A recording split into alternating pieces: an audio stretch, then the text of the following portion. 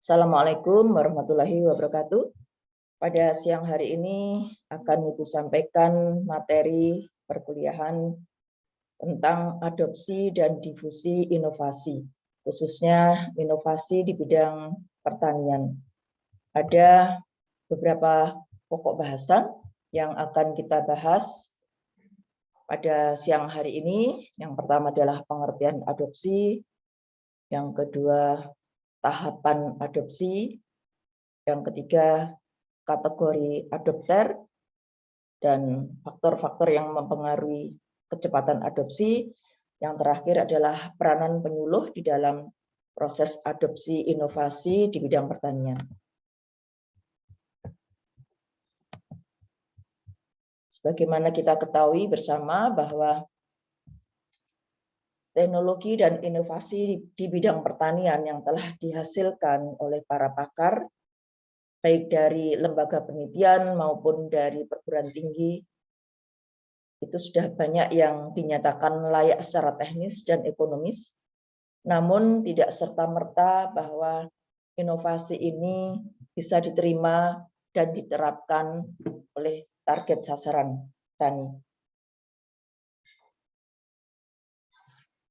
Perlu kajian yang pendalaman yang lebih lanjut tentang bagaimana proses adopsi dan difusi inovasi di bidang pertanian tersebut bisa sampai secara efektif kepada para petani sehingga dapat membawa manfaat dalam meningkatkan hasil produktivitas usaha taninya sekaligus pendapatan dan kesejahteraan hidupnya. Baiklah, kita akan lihat apa yang dimaksud adopsi inovasi. Mengambil definisi dari Moser yang menyebutkan bahwa proses adopsi adalah proses di mana petani menyadari, mempertimbangkan, dan akhirnya menolak atau mempraktekkan inovasi tersebut di dalam usaha taninya.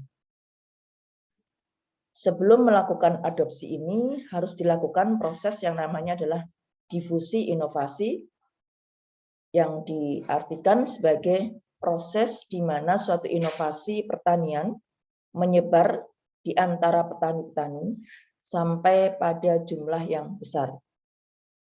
Secara ringkas, difusi diartikan sebagai penyebaran inovasi di bidang pertanian. Sedangkan apa yang dimaksud dengan inovasi itu sendiri? Inovasi adalah ide-ide baru, praktek-praktek baru, atau objek-objek yang dapat dirasakan sebagai sesuatu yang baru oleh individu atau masyarakat tani sasaran.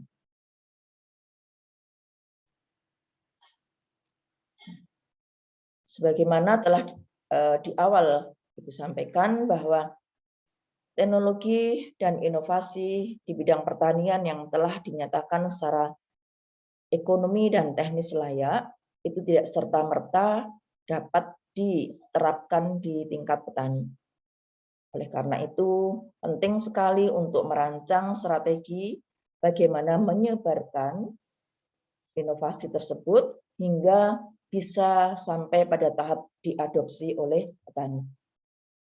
Di dalam proses adopsi itu sendiri tidak serta-merta bisa dilakukan secara instan oleh para petani, tetapi biasanya melalui beberapa tahapan. Roger menyebutnya ada 5 tahapan di dalam mengadopsi.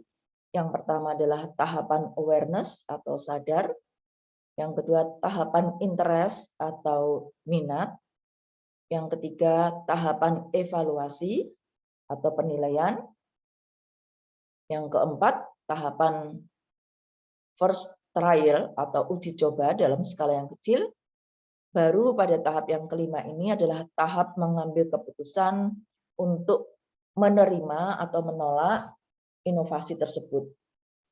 Nah, tahapan-tahapan ini tentu saja tidak sama antara satu petani dengan petani yang lain. Kecepatan mengadopsi inovasi baru itu sangat tergantung pada kondisi individu petani itu sendiri, Sehingga berdasarkan kondisi individu, baik kondisi sosial, kondisi ekonomi, terutama di sini umur, tingkat pendidikan, dan latar belakang pribadi yang lain, itu akan menentukan kecepatan adopsinya. Berdasarkan kecepatan mengadopsi suatu inovasi, maka dikelompokkan ada 5 golongan adopter inovasi. Yang pertama kita kenal sebagai perintis atau inovator, yang kedua adalah pengeterap dini atau early adopter, yang ketiga adalah pengeterap awal atau the early majority, dan yang keempat pengeterap akhir atau the late majority, dan yang terakhir adalah kaum penolak atau yang sering dikenal dengan kaum kolot atau dalam bahasa Inggris disebut dengan laggard.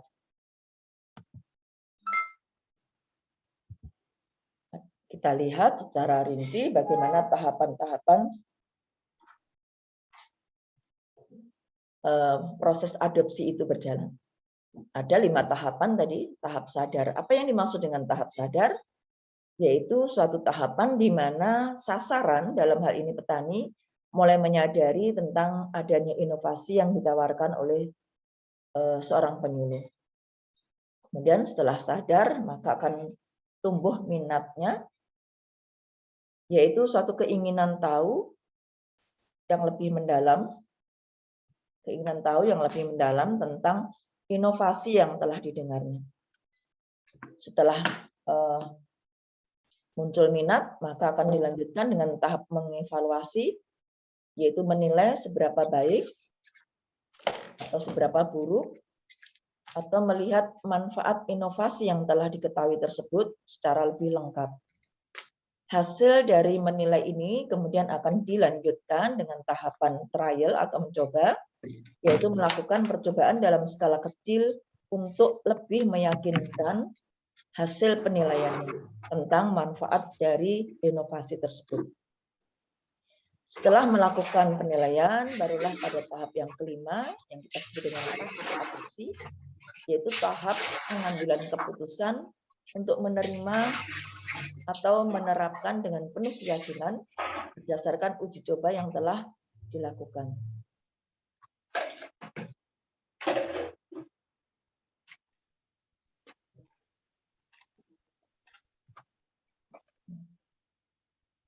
Sebagaimana tadi di awal disampaikan bahwa proses adopsi suatu inovasi itu kecepatannya akan sangat bervariasi, mulai dari sangat cepat, lambat, bahkan sampai menolak.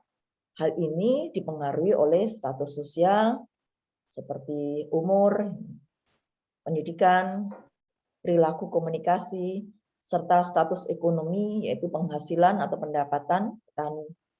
Nah, berdasarkan status sosial dan status ekonomi tersebut, maka dibagi menjadi 5 golongan adopter, yaitu perintis atau inovator, pengeterap dini atau early adopter, pengeterap awal early majority, pengeterap akhir the late majority, dan penolak atau laggard.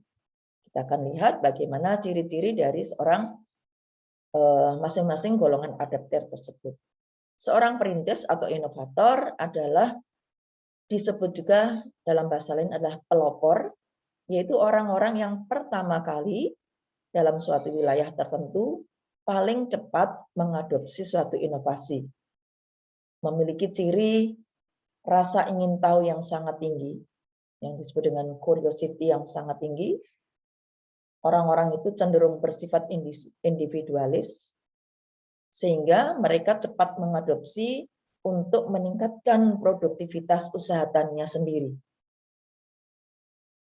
Kemudian golongan adopter yang kedua, yang disebut dengan golongan pengeterap dini, ini adalah orang-orang yang cukup aktif dalam pembangunan desa, biasanya umurnya relatif lebih muda, pendidikannya cukup tinggi, status sosialnya tidak setinggi dibandingkan pelopor atau inovator, tetapi cukup tinggi dan memiliki kedudukan yang sangat baik dalam masyarakat tersebut sehingga disegani oleh anggota masyarakat. Artinya disegani di sini adalah Apa yang dilakukan dan disampaikan akan diikuti oleh kelompok masyarakat yang lain. Kelompok adopter yang ketiga adalah pengeterap awal atau the early majority, yaitu golongan orang-orang yang mudah terpengaruh bila melihat hal baru yang telah disadari dan diyakini keunggulannya. Dari mana mereka melihat hal-hal yang baru tersebut, yaitu dari golongan early adopter. Sehingga ketika pengeterap dini atau early adopter ini sudah menerapkan inovasi baru di dalam usaha taninya dan berhasil, maka akan diikuti oleh pengeterap awal. Jadi boleh dikatakan bahwa the early majority ini adalah yang kita sebut golongan pengikut. Kemudian golongan yang keempat adalah golongan pengeterap akhir atau the late majority, yaitu orang yang respon adopsinya lambat dalam menerima inovasi disebabkan kedudukan ekonominya yang rendah sehingga tidak memiliki kemampuan untuk mengakses teknologi yang disampaikan dalam proses difusi inovasi tersebut. Biasanya mereka kurang semangat atau kurang motivasinya di dalam berusaha tani. Dan yang terakhir adalah kelompok laggard atau penolak inovasi baru, yaitu golongan orang-orang yang anti perubahan. Disebut golongan kolot, golongan usia tua yang memiliki sikap statis dan pasif terhadap perubahan. Biasanya cara berpikirnya dasarnya adalah tidak rasional, kurang rasional, sehingga mereka sulit untuk diajak melakukan perubahan. Dari hasil penelitian diketahui bahwa persentase masing-masing golongan adopter tersebut sebagaimana pada gambar dalam slide ini. Paling kecil adalah yang berwarna biru agak tua, 2,5% ini golongan inovator. Kemudian golongan pengeterap dini 13%, golongan pengeterap awal 34%, golongan pengeterap akhir 34%, dan golongan yang menolak 16%. Maka dapat dipahami bahwa ketika nanti melakukan suatu kegiatan penyuluhan kepada masyarakat, responnya pasti tidak sama dan tidak seragam. Ada yang cepat menerima dan mengadopsi, ada yang menolak, ada yang lambat, dan ada yang ikut-ikutan. Nah, inilah yang harus dikenali oleh seorang penyuluh agar mereka, para penyuluh itu mampu menyesuaikan metode yang akan digunakan di dalam melakukan penyuluhan sehingga kegiatan penyuluhan itu dapat berjalan secara efektif. Beberapa faktor yang mempengaruhi kecepatan adopsi suatu inovasi. Setidaknya di sini oleh Roger dituliskan ada 5. Yang pertama adalah sifat inovasi. Dilihat dari keuntungan relatifnya, yaitu manfaat relatif yang diperoleh dari inovasi tersebut dibandingkan dengan teknologi yang sudah ada sebelumnya. Jika inovasi itu memberikan manfaat baik ekonomis maupun teknis secara lebih besar, maka pasti akan cepat diadopsi oleh petani. Kemudian kompatibilitas, yaitu kelayakan suatu inovasi untuk diterapkan dibandingkan dengan inovasi yang lain. Kemudian kompleksitas, yaitu kesulitan atau tingkat kemudahan dari suatu inovasi. Semakin mudah inovasi untuk diterapkan, maka semakin cepat untuk diadopsi. Yang berikutnya, triabilitas, yaitu kemudahan untuk diuji cobakan. Di mana untuk menguji coba ini, selain teknologinya tidak kompleks, ya sederhana, juga dibutuhkan beberapa sarana dan prasarana penunjang untuk bisa menguji cobakan teknologi tersebut. Apabila semua sarana dan prasarana yang dibutuhkan tersedia di lokasi petani dengan mudah diperoleh, maka akan lebih cepat untuk diadopsi. Dan yang terakhir, sifat inovasi, yaitu observabilitas. kemampuan untuk dapat dilihat hasilnya dengan cepat. Semakin cepat hasil inovasi itu dapat dilihat manfaatnya, maka semakin cepat maka petani mengadopsi inovasi tersebut. Faktor yang kedua yang mempengaruhi keputusan inovasi adalah jenis keputusannya. Apakah keputusan untuk menerapkan inovasi itu bersifat kolektif atau berkelompok, atau opsional, tergantung kondisinya, atau otoritas, yaitu pihak-pihak yang berwenang yang memutuskan. Nah, ini mempengaruhi kecepatannya. Kemudian yang ketiga, saluran komunikasi yang digunakan di dalam menyampaikan dan mendifusikan inovasi tersebut. Apakah menggunakan media massa, di mana media massa kita ketahui memiliki keunggulan dalam kecepatan, banyaknya jangkauan sasaran, dan luasnya daerah sasaran.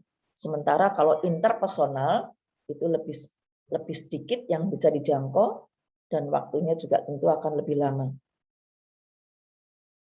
Kemudian yang keempat adalah sifat sistem sosial, di mana pada masyarakat dengan sistem sosial yang masih tradisional itu cenderung bersifat tertutup terhadap perubahan atau inovasi yang baru. Sementara pada masyarakat modern itu cenderung lebih terbuka sehingga lebih cepat menerima dan mengadopsi inovasi baru. Kemudian yang terakhir adalah pelayanan dari penyuluhan. Kita tahu bahwa para penyuluh yang difasilitasi oleh pemerintah itu memiliki peran yang cukup besar dalam mempercepat adopsi. Sebagaimana tugas seorang penyuluh adalah menjadi seorang pendamping, pembimbing, konsultan, guru, pemimpin, mitra bagi para petani di dalam melakukan kegiatan usaha tani.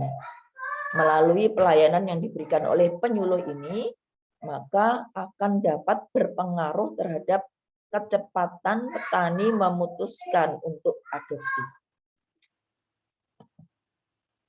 Di samping variabel-variabel tersebut, seringkali kecepatan adopsi itu juga dipengaruhi oleh kondisi-kondisi eksternal yang ada di dalam wilayah tersebut, seperti kondisi fisik, kondisi lokasi dan lingkungan usaha tani, ketersediaan sarana produksi, fasilitas pendukung yang lain seperti jalan, pasar, sarana transportasi, sarana listrik, air, irigasi, dan lain sebagainya.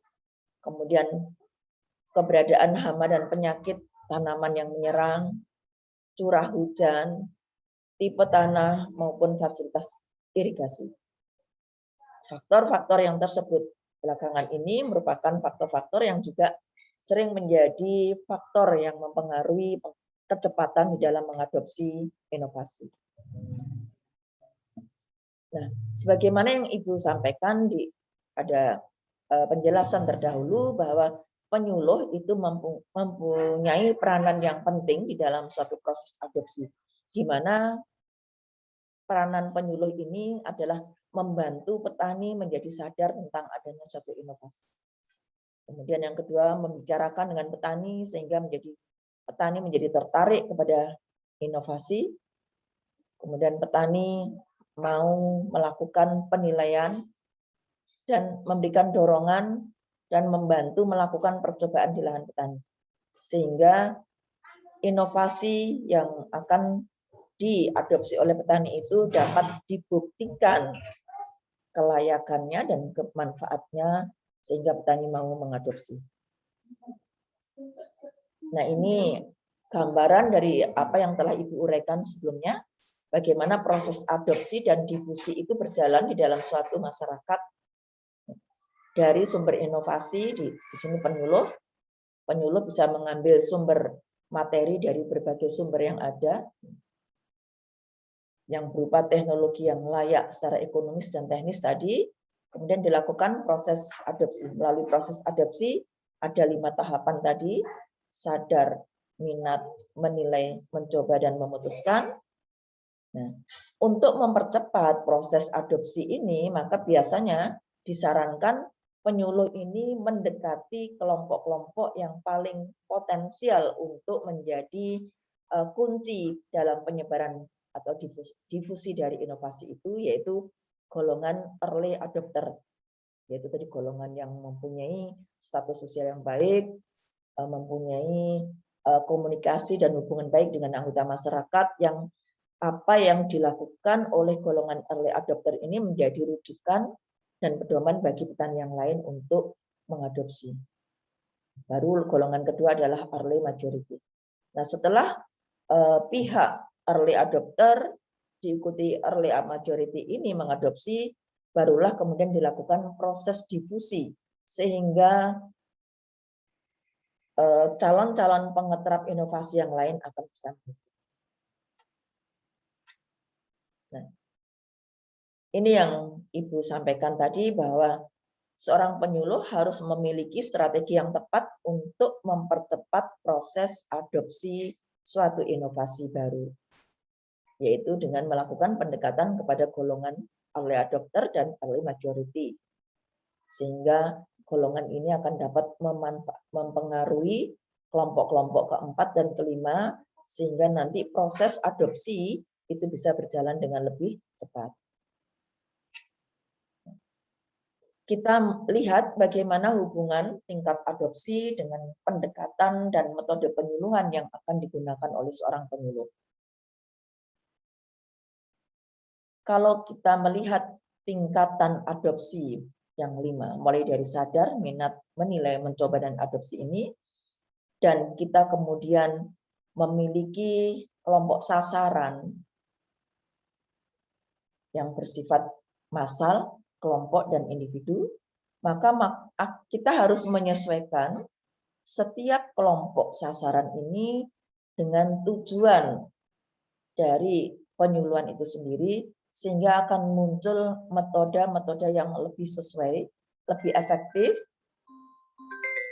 sehingga tidak menghasilkan kegiatan penyuluhan yang sia-sia.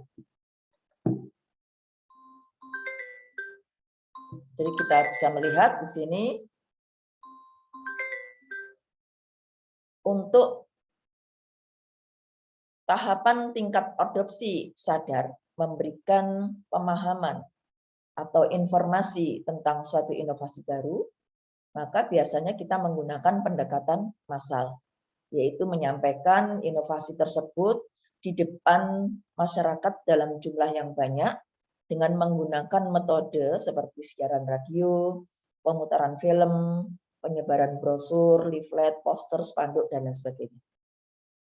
Apabila tingkatan adopsi, tahapan adopsinya berada pada tahapan minat, mungkin kita juga masih bisa menggunakan pendekatan massal dengan metode yang untuk pendekatan massal yang sesuai, yaitu siaran radio, yang semuanya ini bersifat satu arah, komunikasinya satu arah.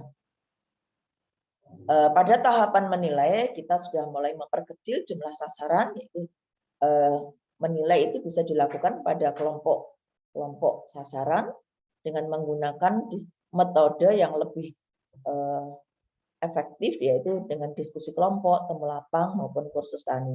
Di mana di dalam metode ini memungkinkan untuk dilakukan komunikasi dua arah, yaitu sharing ya dalam bentuk diskusi. Berbeda dengan kelompok yang pertama tadi, kalau ini satu arah komunikasinya, kalau di sini dua arah.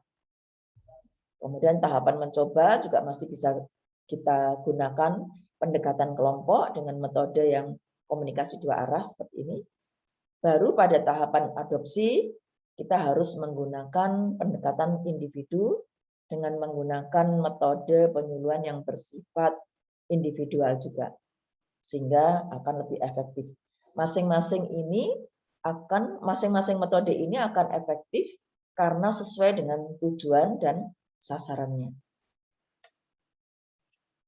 Kemudian coba kita akan hubungkan juga bagaimana proses adopsi itu akan tergantung dari jumlah sasarannya dan metode penyuluhannya. pada tahapan proses adopsi minat, metode yang digunakan adalah komunikasi yang satu arah menggunakan media massa dengan sasarannya massal. Kemudian untuk tahapan mencoba, kita menggunakan pendekatan kelompok dengan komunikasi dua arah dengan sasarannya juga kelompok. Dalam bentuk diskusi, temu lapang, kursus tani, dan sebagainya. Kemudian pada tahap menerapkan atau adopsi, kita menggunakan pendekatan secara personal berupa kunjungan rumah atau kunjungan usaha tani, belajar individu, telepon atau surat menyurat secara pribadi karena sasarannya sudah bersifat individu. Melalui pendekatan individu ini akan terjadi komunikasi dua arah yang sangat intensif karena satu orang petani didampingi oleh satu pendamping, yaitu seorang penyuluh.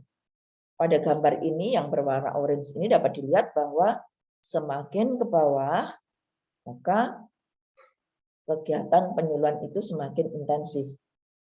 Dan hasilnya juga akan efektif apabila masing-masing tahapan proses adopsi itu sesuai dengan metode penyampaian materi inovasi di dalam penyuluhan dan jumlah sasarannya. Jadi dapat diketahui di sini bahwa faktor waktu itu merupakan yang paling penting di dalam proses adopsi dan difusi, di mana waktu ini bervariasi mulai dari lambat sampai cepat, tergantung pada kondisi masing-masing sasaran atau peserta atau masyarakat petani. Waktu ini dibutuhkan pertama untuk mengambil keputusan, mulai dari tahapan awareness atau sadar sampai kepada tahapan penerimaan atau penolakan.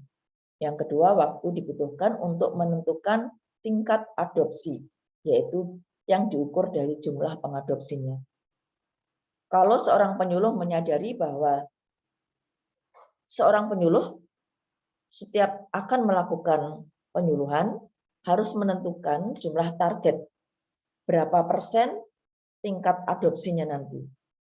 Apabila menginginkan jumlah pengadopsi dalam jumlah yang besar dengan tingkatan adopsi tertentu, misalnya tahapan sadar atau mencoba atau menerapkan, maka dia harus memilih metode yang paling tepat.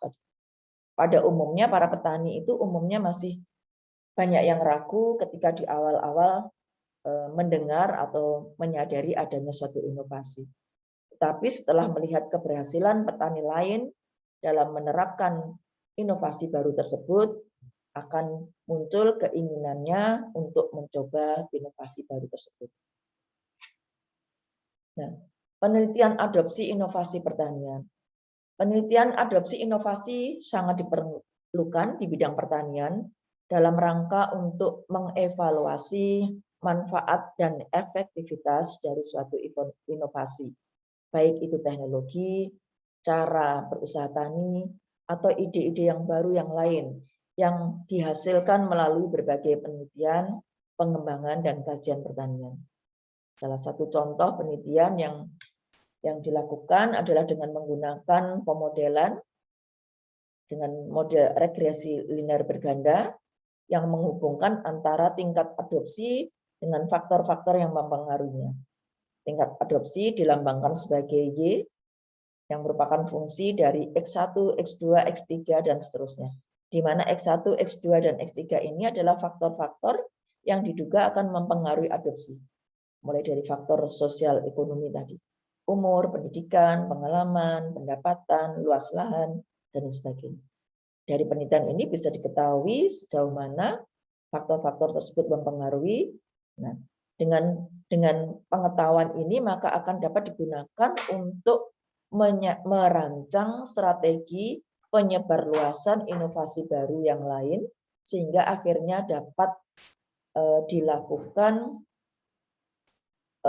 proses difusi dengan efektif dan petani menerapkan sesuai dengan yang diharapkan oleh seorang penyuluh.